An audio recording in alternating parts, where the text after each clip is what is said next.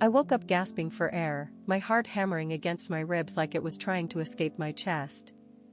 The digital clock glowed 3:17 a.m., and I could barely make out David's sleeping form beside me. My hands were shaking as I reached for the glass of water on my nightstand, knocking over the prescription bottle in the process. The pills scattered across the hardwood floor with tiny clicking sounds that seemed deafening in the silence. That's when I saw it. Under the dim light filtering through our bedroom curtains, one of the pills had cracked open. White powder spilled out, but it looked wrong. Too pristine. Too uniform. I picked up another pill and pressed it between my fingers until it crumbled. Sugar. Pure, granulated sugar. The medication that was supposed to keep my heart condition stable, the pills I'd been taking religiously for 6 months since my diagnosis, they were fake. And the only person who had access to replace them was sleeping peacefully next to me, the brilliant cardiac surgeon I'd married 3 years ago. Dr. David Chen was everything I thought I wanted in a husband when we met at that medical conference in Chicago. I was there covering the event for the healthcare magazine where I worked as a senior writer. He was the keynote speaker, discussing revolutionary minimally invasive cardiac procedures. Tall, distinguished at 42, with salt and pepper hair and these intense dark eyes that seemed to see right through you. During his presentation, he talked about patient trust with such passion, such conviction. The doctor-patient relationship is sacred, he'd said, his voice carrying across the packed auditorium. When someone places their life in your hands, you become their guardian, their protector. That trust must never be broken. I remember thinking how rare it was to find someone who still believed in old-fashioned integrity. After my interview with him, he asked me to dinner. Then breakfast the next morning. By the time I flew back to Portland, I was completely smitten. Our courtship was intense and romantic. He'd fly up from San Francisco every weekend, bringing me exotic flowers from the farmer's market near his hospital. He'd cook elaborate meals while telling me stories about saving lives, about the miracles of modern medicine. He made me feel like I was the center of his universe. "You ground me, Sarah," he'd whisper against my hair as we watched the sunrise from my apartment balcony. "All day I'm surrounded by life and death decisions, but with you, everything feels peaceful. Real." When he proposed after 8 months, it was during a weekend trip to Napa. He'd arranged for a private dinner in a vineyard, string lights twinkling overhead like stars. The ring was vintage Art Deco, exactly what I would have chosen for myself. He'd clearly paid attention to every detail about my preferences. "I want to spend the rest of my life protecting you," he said as he slipped the ring onto my finger. "Will you let me?" I said yes before he'd even finished the question. We had a small wedding in his San Francisco penthouse, overlooking the bay. His colleagues filled one side of the room, accomplished surgeons and medical professionals who spoke about David with genuine respect and admiration. My side was smaller but filled with love, my parents, my sister Jessica, and close friends from Portland. Moving to San Francisco felt like starting a completely new life. David insisted I didn't need to work, that he made more than enough to support us both. At first, I resisted. I'd worked hard to build my career in medical journalism. But he was so persuasive. "Think of all the writing projects you could pursue," he'd said, running his fingers through my hair as we lay in bed one Sunday morning. "You could write that book you always talked about. No more deadlines, no more office politics. Just pure creativity." It sounded wonderful in theory. In practice, I found myself increasingly isolated. David worked long hours at the hospital, often staying late for emergency surgeries. His social circle was entirely medical professionals who spoke in acronyms and shared inside jokes I couldn't follow. I tried joining book clubs and yoga classes, but nothing clicked. The loneliness was suffocating, but David was always so attentive when he was home. He'd bring me little gifts, my favorite chocolate, a book by an author I'd mentioned liking, fresh peonies for no reason at all. He'd massage my shoulders while I cooked dinner and listen intently when I told him about my day, even when nothing interesting had happened. "You're adjusting beautifully," he'd assure me when I voiced my concerns about feeling disconnected. "These things take time." You're building a whole new life here. The heart problems started about 18 months into our marriage. At first, it was just occasional palpitations, moments where my heart would race for no apparent reason. David was concerned but not alarmed. Stress, he diagnosed, pressing his stethoscope against my chest in our bedroom one evening after a particularly bad episode. The move, the lifestyle change, it's a lot for your system to process. But we should run some tests just to be safe. He arranged for me to see Dr. Martinez, one of his colleagues at the hospital. The tests came back showing a mild arrhythmia, nothing life-threatening, but something that needed monitoring and medication to prevent it from worsening. The good news is we caught it early, Dr. Martinez explained, writing out a prescription. This medication will help regulate your heart rhythm. Take it exactly as prescribed, same time every day, with food. It's crucial for maintaining stability. David picked up the prescription himself, insisting he'd handle all the medical logistics. You have enough to worry about, he said, kissing my forehead. Let me take care of this. I was grateful. Having a husband who understood the medical system, who could navigate insurance and pharmacy requirements, felt like a blessing.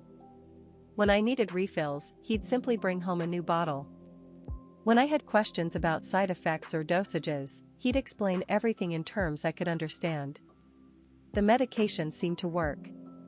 My heart episodes became less frequent, less intense. I started feeling more stable, more like myself. David was pleased with my progress, often commenting on how much better I looked, how much more energy I seemed to have. But over the past 2 months, things had been getting worse again. The palpitations were back, sometimes so severe they'd wake me from sleep. I'd mentioned it to David multiple times, but he kept reassuring me that fluctuations were normal, that we just needed to give the medication more time to work. These things don't follow a straight line, he'd explain, checking my pulse with clinical detachment. Your body is still adjusting. We may need to increase the dosage eventually, but for now, let's stay the course.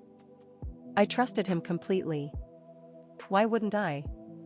He was my husband, a renowned cardiac surgeon, someone who'd dedicated his life to healing hearts. If anyone could help me navigate this condition, it was David. Now, sitting on our bedroom floor at 3:17 a.m., staring at scattered sugar pills, I felt like my entire world was collapsing. My hands were still shaking, but now it wasn't just from the heart palpitations. It was from rage, from disbelief, from a terror so deep I could barely breathe. How long had he been giving me fake medication? How long had my condition been deteriorating while he fed me sugar pills and told me everything was fine?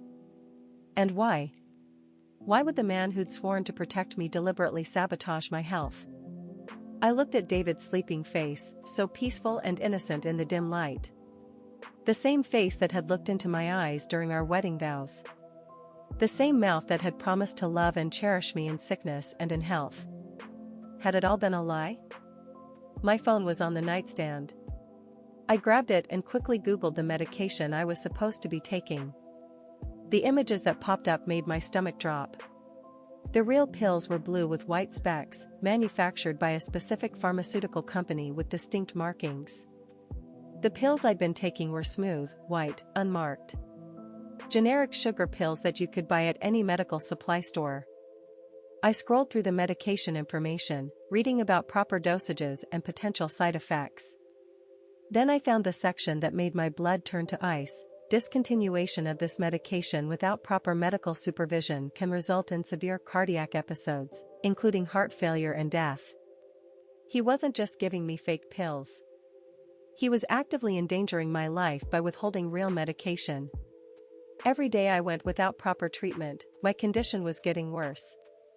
The increased episodes, the sleepless nights, the growing fatigue I'd attributed to stress, it was all because my heart was deteriorating without proper care.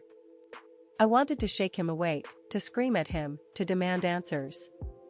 But some deeper instinct told me to be careful. If David was capable of this level of deception, this level of calculated cruelty, I needed to be smart about my next moves. I quietly gathered up the scattered pills and returned them to the bottle, leaving a few crumbled ones on the floor to make it look like an accident. Then I crept out of the bedroom and down to David's study, my heart pounding with each step. His study was his sanctuary, filled with medical journals, awards, and photographs from various conferences and surgeries. I'd always respected his privacy here, never snooping through his papers or using his computer. But tonight, respect was the last thing on my mind. His laptop was password protected, but I knew David well enough to guess. He'd always been sentimental about our relationship milestones. I tried our wedding date, then the date we'd met, then the date he'd proposed. Nothing. Then I remembered something he'd mentioned once about his medical school graduation being the proudest day of his life before meeting me. The screen unlocked. I felt like a criminal as I opened his browser history, but the guilt was quickly overshadowed by what I found. Searches for cardiac medication substitution, sugar pill manufacturing, untreated arrhythmia progression timeline. The searches went back months, starting just after my initial diagnosis. He'd been planning this from the beginning. I found saved articles about medication tampering, about how long someone could survive without proper cardiac medication, about the symptoms of progressive heart failure. He'd researched it like one of his surgical procedures, methodical and thorough. But it was the email folder labeled personal research that finally broke me.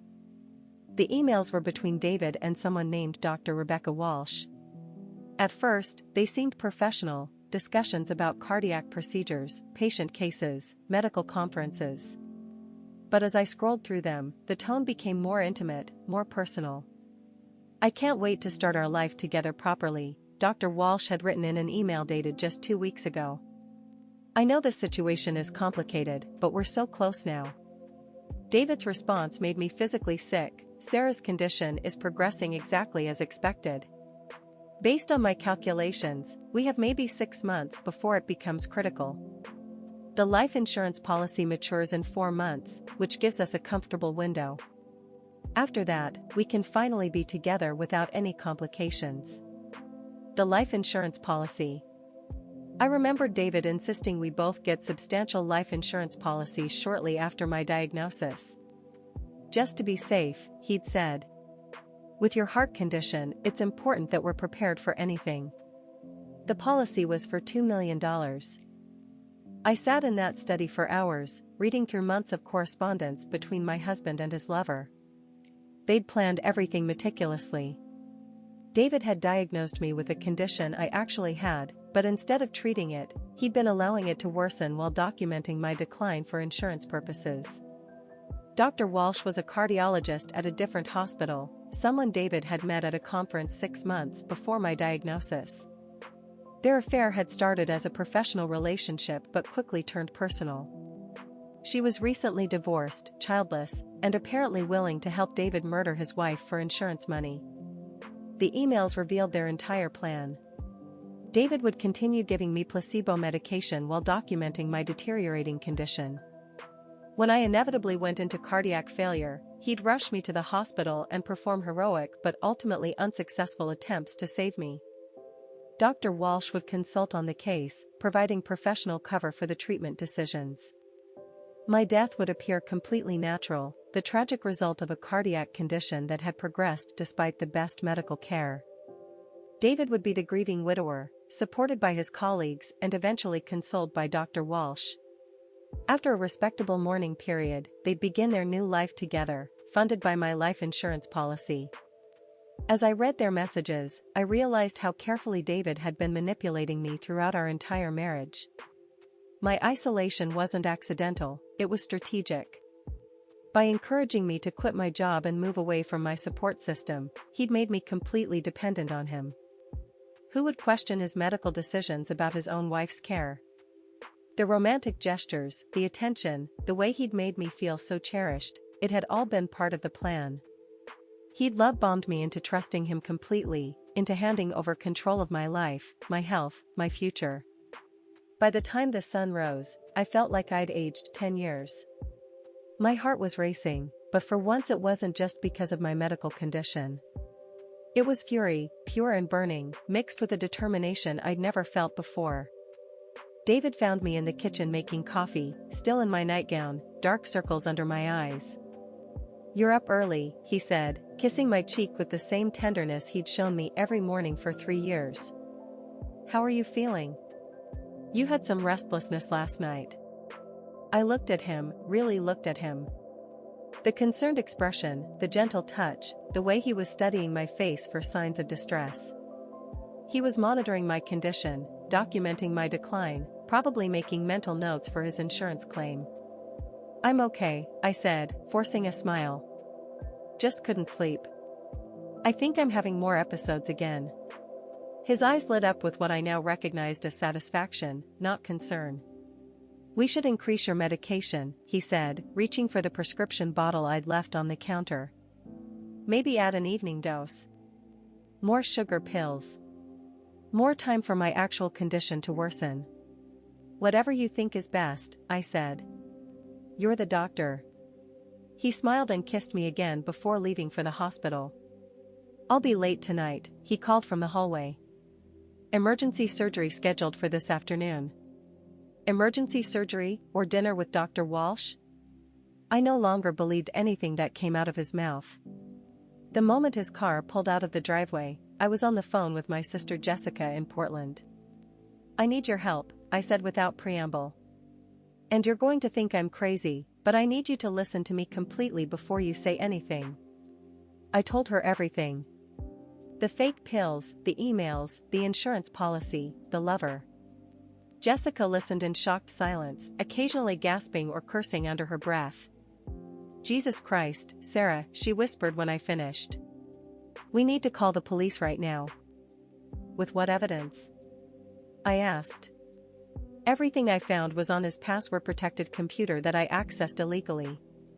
The pills look legitimate to anyone who doesn't know what the real ones should look like. And David's reputation in the medical community is spotless. Who's going to believe that a respected cardiac surgeon is trying to murder his wife? Then what do we do? I'd been thinking about that all morning. I need to play along while I gather real evidence. And I need to get proper medication before this condition actually kills me. This is insane, Sarah. It's too dangerous.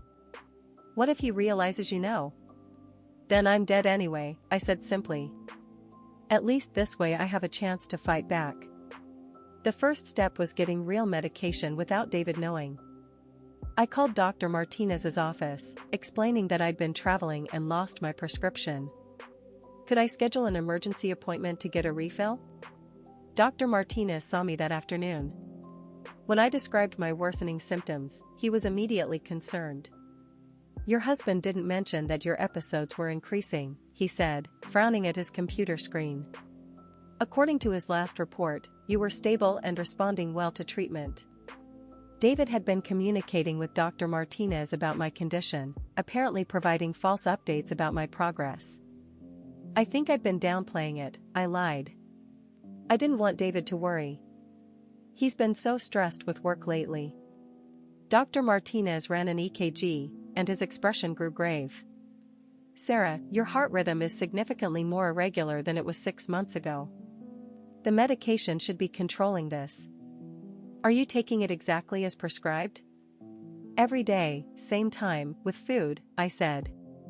"Just like you told me." He prescribed a higher dosage and a secondary medication to help with the breakthrough episodes. "I want to see you again in 2 weeks, he said. "And please, don't hide symptoms from your husband.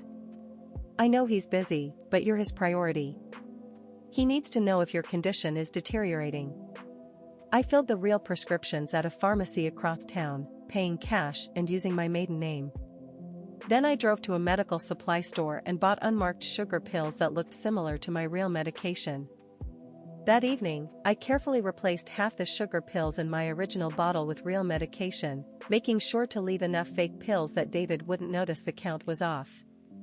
I hid the rest of the real medication in a tampon box in my bathroom cabinet, the one place I was sure David would never look. Over the next 2 weeks, I started taking real medication again, and the difference was immediate. My episodes decreased, my sleep improved, and I felt more alert and energetic than I had in months. But I had to be careful not to let David notice the improvement too quickly. Meanwhile, I was gathering evidence. I installed a keylogger on David's computer that would record everything he typed, including passwords. I found the spare key to his study and made copies. I started a secure email account and began forwarding myself copies of his correspondence with Dr. Walsh. I also began documenting everything. Every fake pill he gave me, every lie he told about my condition, every false update he gave to Dr. Martinez. I photographed the original pills under a magnifying glass, showing their unmarked, uniform appearance compared to the real medication. But the most damaging evidence came from David himself. I'd started carrying a small digital recorder in my pocket, turning it on whenever David and I discussed my health. The conversations were chilling when I listened back to them, knowing what I now knew. "Your color looks a little gray today," he'd say, his voice full of fake concern. "Are you having chest pains again?" He was coaching me to report symptoms that would support his narrative of a deteriorating cardiac patient. When I mentioned feeling better on certain days, he'd quickly redirect the conversation to potential warning signs I might be missing. "Sometimes patients feel a false sense of improvement right before a major cardiac event," he'd explain. "It's important not to get complacent about your treatment." He was literally training me to expect my own death. The keylogger revealed even more disturbing details. David and Dr. Walsh were planning their post-murder life with the enthusiasm of newlyweds. They'd looked at houses in Napa, planned trips to Europe, discussed having children together. My death wasn't just about insurance money, it was about clearing the way for their fantasy future. "Sarah seems more stable lately," David had written in one email. "I may need to adjust the timeline. Can't have her recovering when we're this close to the finish line." Dr. Walsh's response was pragmatic: "Increase the exercise recommendations. Get her heart rate up more frequently. The additional strain should accelerate the decline." The next day, David suggested we start hiking together on weekends. "The fresh air will be good for you," he said. "And moderate exercise is excellent for cardiac health." Moderate exercise on real medication, maybe. But with an untreated heart condition, strenuous activity could trigger exactly the kind of cardiac event they were hoping for. I agreed to the hiking plan, but I made sure I was taking my real medication beforehand. I also started wearing a fitness tracker that would record my heart rate and GPS location. If something happened to me on one of these hikes, there would be data showing exactly when and where. But I was tired of playing defense. It was time to go on the attack. I'd been researching Dr. Rebecca Walsh, and what I found was fascinating. She'd been divorced 6 months before meeting David, and the divorce had been messy. Her ex-husband had accused her of having an affair, claiming she'd been emotionally and financially abusive throughout their marriage. More interesting were the medical board complaints. 2 former patients had filed grievances against Dr. Walsh for unnecessary procedures and overbilling.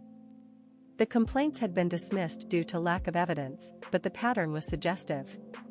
Dr. Walsh wasn't just David's lover, she was a predator in her own right, someone who saw patients as profit opportunities rather than human beings. I decided to approach this strategically. Instead of trying to expose them both at once, I'd play them against each other. I created a fake email account and sent Dr. Walsh a message, claiming to be a private investigator hired by David's first wife, a fictional character I invented for this purpose. "I'm investigating Dr. David Chen for insurance fraud in relation to his previous marriage," the email read. "I understand you've been in contact with Dr. Chen recently. I'd like to schedule a confidential meeting to discuss his pattern of behavior with spouses and life insurance policies." I signed it Detective Maria Santos and included a phone number connected to a burner phone I'd purchased. Dr. Walsh took the bait immediately. She called within hours, her voice tense and worried. "I received your email about David Chen. I think there's been some misunderstanding. David was never married before Sarah." "That's interesting," I said, disguising my voice slightly. "Because our investigation shows he's done this before. The pattern is always the same: marriage, life insurance policy, mysterious health decline, grieving widower. We think Sarah Chen is his third victim." The silence on the other end was telling. I think you have the wrong person," Dr. Walsh finally said. David would never, he's a respected surgeon. So was Harold Shipman, I replied. Look, Dr. Walsh, I'm going to be straight with you. We know about your relationship with Dr. Chen. We know about the emails, the planning, the medication tampering. Right now, you're looking at conspiracy to commit murder. But if you cooperate with our investigation, we might be able to work out a deal. I don't know what you're talking about, she said, but her voice was shaking. Think about it, I said. You're a respected cardiologist with your whole career ahead of you. Is David Chen really worth throwing your life away? Because when this comes out, and it will come out, he's going to blame everything on you. You'll be the jealous other woman who manipulated him into betraying his wife. I hung up before she could respond. Within an hour, David's phone was ringing. I listened from the kitchen as he took the call in his study, his voice growing increasingly agitated. What do you mean, a private investigator, he said. That's impossible. There was no first wife. I couldn't hear Dr. Walsh's side of the conversation, but David's responses told me everything I needed to know. No, you can't back out now, he said. We're too close. Sarah's condition is deteriorating right on schedule. A pause. I don't care if you're scared. We knew there were risks involved. Another pause, longer this time. Fine. If you want out, you're out. But don't expect me to protect you if this goes south. He slammed down the phone, and I heard him pacing in his study. A few minutes later, he came into the kitchen where I was preparing dinner. Everything okay? I asked innocently. You seem stressed. Just hospital politics, he said, but I could see the wheels turning behind his eyes. Sarah, I've been thinking. Maybe we should take a vacation. Get away from all this stress. What do you think about a trip to somewhere remote? Maybe that cabin rental we looked at in Montana? Remote. No self-service. No witnesses. No way for anyone to reach me if something happened. That sounds wonderful, I said. When were you thinking? Soon, he said. Maybe next weekend. I'll make the arrangements. The timeline had just accelerated. Dr. Walsh's panic had spooked David, and now he was moving to Plan B. Instead of waiting for my condition to deteriorate naturally, he was going to stage an accident. I had maybe a week to stop him. That night, I called my sister again.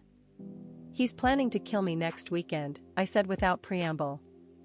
Some remote cabin where he can make it look like a cardiac episode or an accident. That's it, Jessica said. I'm calling the police right now. Wait, I said. I have a better idea. But I'm going to need your help, and you're not going to like it.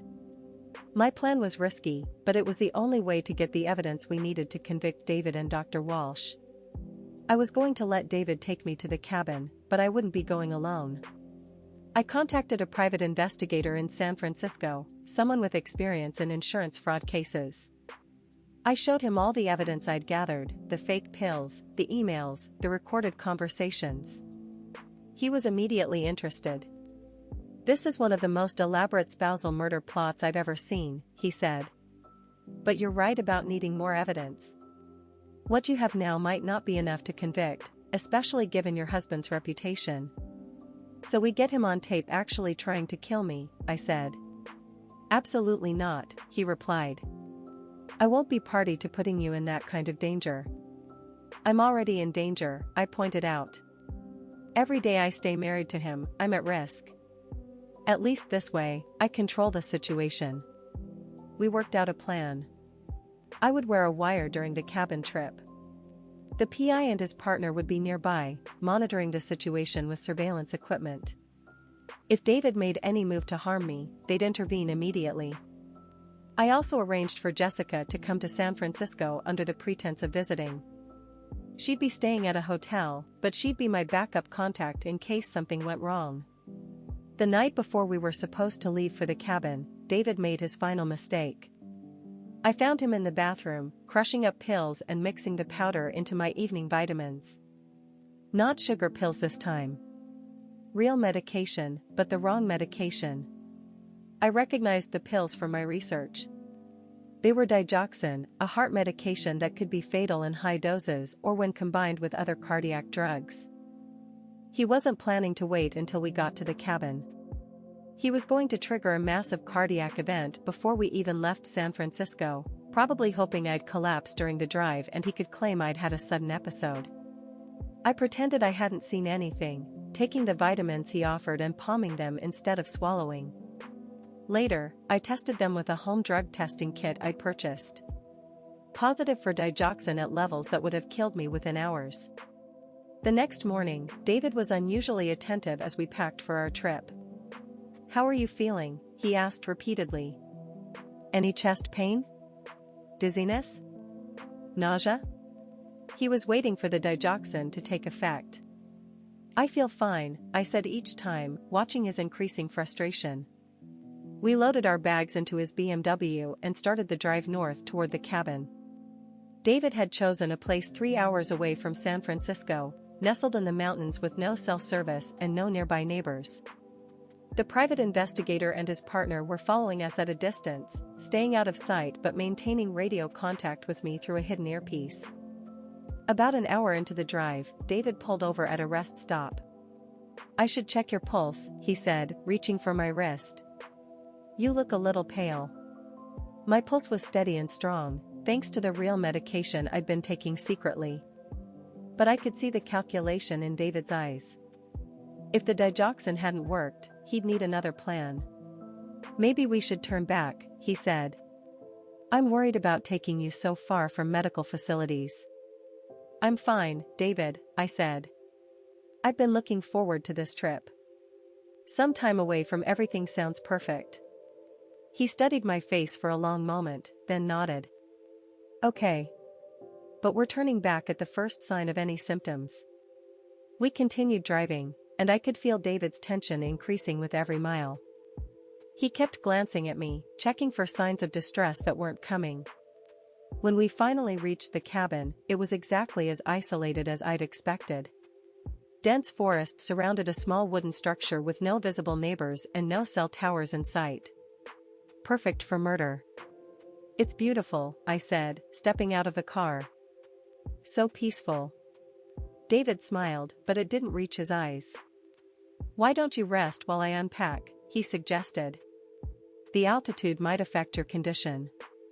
I went inside and lay down on the couch, closing my eyes and trying to slow my breathing. Through my earpiece, I could hear the PI confirming they were in position about a quarter-mile away. David came in carrying our bags, plus a medical kit I hadn't seen him pack. "Just being cautious," he said when he noticed me looking at it. "With your heart condition, it's better to be prepared." I knew what was in that kit. Not life-saving medication, something that would finish what the digoxin had failed to start. Over the next few hours, David grew increasingly agitated. He kept checking his watch, pacing around the cabin, finding excuses to take my pulse and blood pressure. "Your heart rate seems elevated," he said during one of these checks. "Maybe we should go for a walk.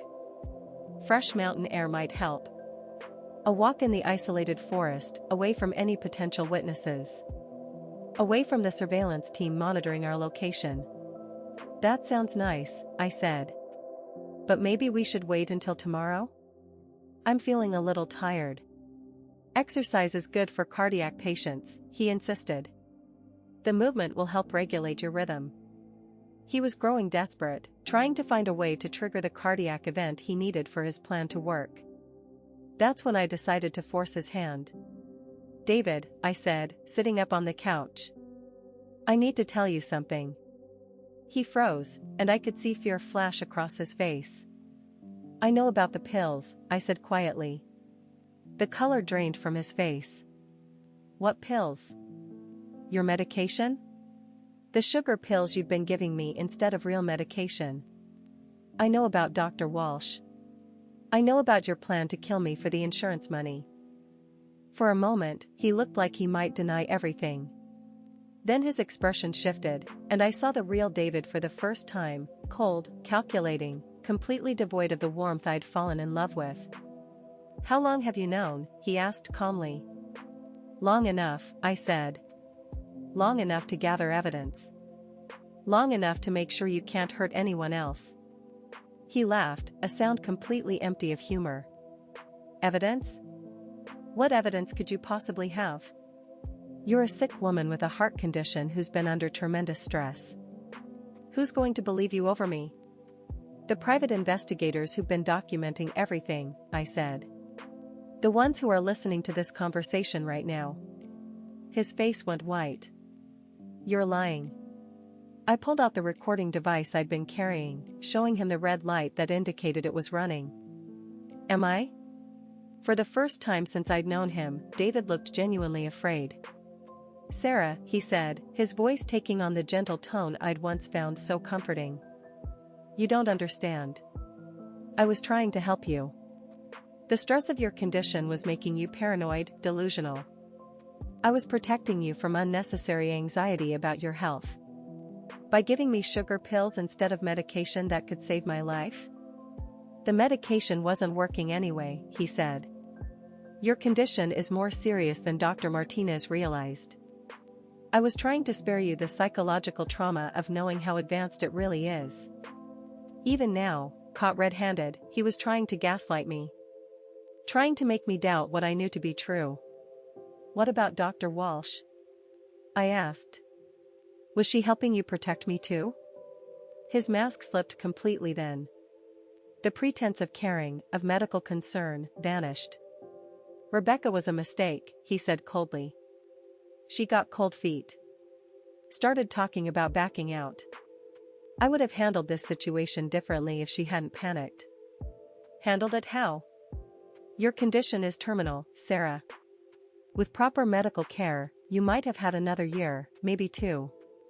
I was simply accelerating the timeline. Making sure your death served a purpose instead of being a complete waste. The casual way he discussed my murder was chilling. I was nothing more than a problem to be solved, an obstacle between him and the life he wanted. The insurance money? I pressed. A practical necessity, he said. Do you have any idea how expensive it is to maintain the lifestyle Rebecca and I want? My salary is substantial, but we have plans. The insurance money would have ensured we could retire early, travel, maybe start a family without financial concerns. So you decided to kill me for it. I decided to make the best of an unfortunate situation, he corrected. You were going to die anyway. This way, at least your death would have meaning. I could hear movement outside, the surveillance team moving into position. But I wanted to keep David talking, to get every confession on record. How many others were there? I asked. The investigator mentioned previous wives. David frowned. What investigator? The one who contacted Dr. Walsh. The one investigating your pattern of behavior. For a moment, he looked genuinely confused. Then understanding dawned on his face. There was no investigator, he said slowly. You made that up. You manipulated Rebecca into panicking. The same way you manipulated me into trusting you, I replied. He stared at me for a long moment, and I could see him reassessing everything. The sick woman he thought he'd been controlling had outmaneuvered him completely. You're much smarter than I gave you credit for, he said finally. I underestimated you. You underestimated a lot of things, I said. Like how much evidence I'd be able to gather once I knew what to look for. What evidence? He demanded. Recordings of private conversations between husband and wife? Emails that could be explained as professional correspondence? Medication that I could claim was prescribed by another doctor? He was right that individual pieces of evidence might not be enough. But together, they painted a clear picture of premeditated murder. The keylogger data, I said.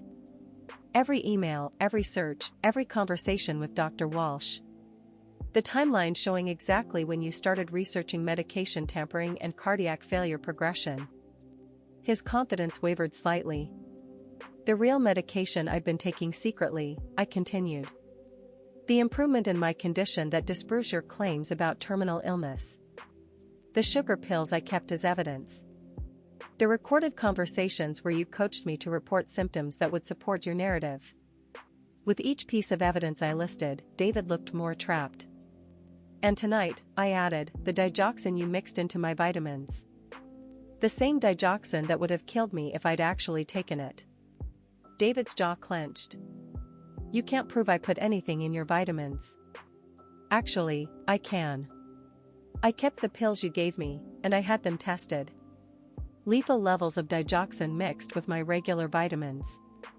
A drug that isn't prescribed for my condition, that could only have come from your medical supply. David stood up abruptly, and I saw his hand move toward the medical kit. Don't, I said. It's over, David. The surveillance team is right outside. If you try anything now, you'll just be adding assault or attempted murder to the conspiracy charges. Surveillance team, he repeated.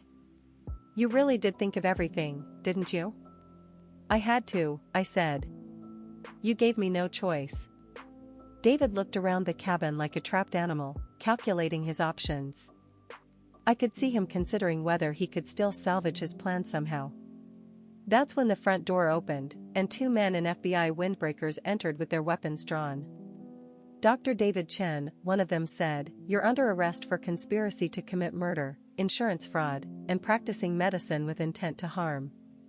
David didn't resist as they handcuffed him. He just stared at me with a mixture of hatred and what might have been grudging respect. This isn't over, he said as they led him toward the door. Yes, it is, I replied. It's been over since the moment you decided I was worth more dead than alive. The trial was a media sensation. The story of the cardiac surgeon who tried to murder his wife with sugar pills captured national attention. David's colleagues were shocked, claiming they'd never suspected anything. But when investigators dug deeper, they found other questionable cases, other patients whose conditions had mysteriously worsened under his care. Dr. Rebecca Walsh was arrested as an accessory to attempted murder. She immediately tried to claim that David had manipulated her, that she'd been an innocent victim of his charm. But the emails I'd preserved showed her willing participation in every aspect of the plan. The evidence was overwhelming. The jury deliberated for less than 4 hours before returning guilty verdicts on all counts. David was sentenced to life in prison without parole. Dr. Walsh received 25 years. During his sentencing, David finally showed a flicker of the man I thought I'd married. I want Sarah to know, he said, looking directly at me across the courtroom, that what I felt for her in the beginning was real. The love was real. But love wasn't enough to change who I am. It wasn't an apology exactly, but it was something. An acknowledgement that he'd destroyed something genuine for money and convenience. The aftermath was almost as difficult as the ordeal itself. I had to rebuild my entire life from scratch. The house in San Francisco was sold to pay legal fees. I moved back to Portland to be closer to my family. I had to find new doctors, new medication sources, new routines for managing my heart condition. But I also had something I'd never had before, complete control over my own life and health. My heart condition turned out to be much more manageable than David had led me to believe. With proper medication and regular monitoring, I was able to return to work, to travel, to pursue interests I'd set aside during my marriage. The real medication not only stabilized my condition but actually improved it significantly.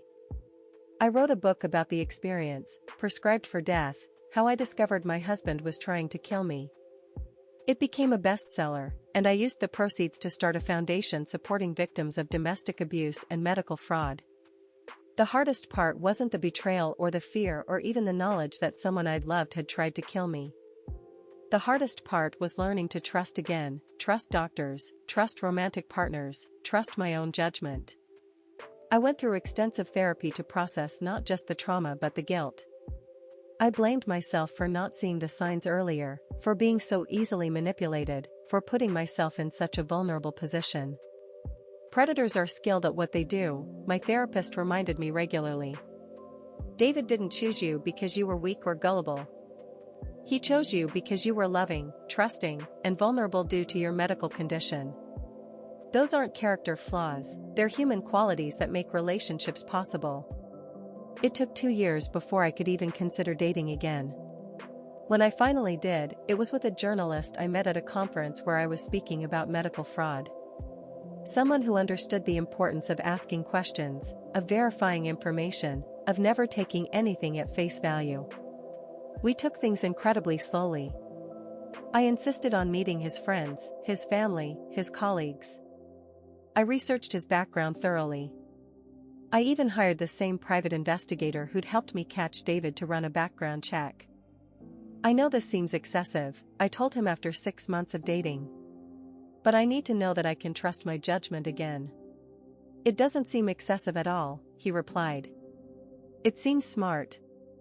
I'd rather you be cautious and sure than rushed and regretful. We've been married now for 5 years, and I still sometimes catch myself watching for signs of deception, listening for lies, looking for evidence that things aren't what they seem. But the difference is that now I trust myself to recognize those signs if they appear. I've spoken to hundreds of women who've experienced similar betrayals, not always murder plots, but partners who've abused their trust in medical matters, financial matters, family matters. The pattern is always similar: isolation, dependency, gradual erosion of the victim's autonomy and judgment. The most important thing I learned is that it can happen to anyone.